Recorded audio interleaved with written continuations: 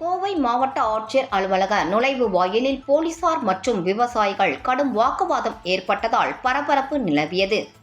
மேட்டுப்பாளையம் முல்லேபாளையம் பகுதியில் விவசாய நிலத்தின் பாதுகாப்பு வேலியை திமுக கட்சி நிர்வாகி சேதப்படுத்தியதாகவும் தென்னக்கன்றுகள் மரக்கன்றுகள் ஆகியவற்றையும் சேதப்படுத்திவிட்டதாக கூறப்படுகிறது.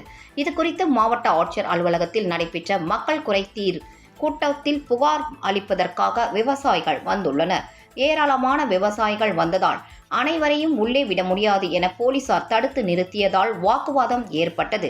இதையடுத்து காவல்துறை உயர் அதிகாரிகள் விவசாயிகளை சமாதானப்படுத்தி மனு அளிப்பதற்கு உள்ளே அனுப்பி வைத்தனர். ரவுடித்தனம் செய்வது, அதாவது உங்களுக்கும் எனக்கும் எப்படி இந்த நாட்டில் ஜனநாயகம் பாதுகாக்கப்படும் என்பதுதான் இந்த நடந்த சம்பவம் கேள்விக்குறியாக இருக்கிறது. ஆகவே மாவட்ட நிர்வாகம் இவர்கள் மீது நடவடிக்கை எடுக்க வேண்டும் என்று உத்தரவிட்டிருக்கிறார்களாக செய்தி வருகிறது. அந்த உத்தரவு நடைமுறைப்படுத்த வேண்டும். விவசாய நிலமும் பாதுகாக்க வேண்டும் என தமிழக அரசை கேட்டு மனு கொடுக்க வந்திருக்காங்க. காலையில் போய் இது பண்ணி நம்ம ஒரு கம்ப்ளைண்ட் கொடுக்க போனாங்க.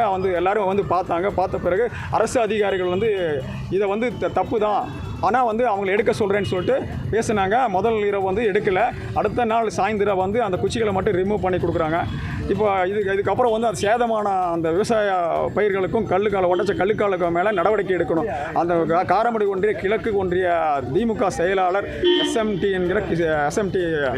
கல்யாண சுந்தரம் என்பவரும் அவருக்கு துணையாக நின்ன பாலு என்பவர் இணை செயலாளர் அவர் மேலே தக்க நடவடிக்கை எடுக்கணும்.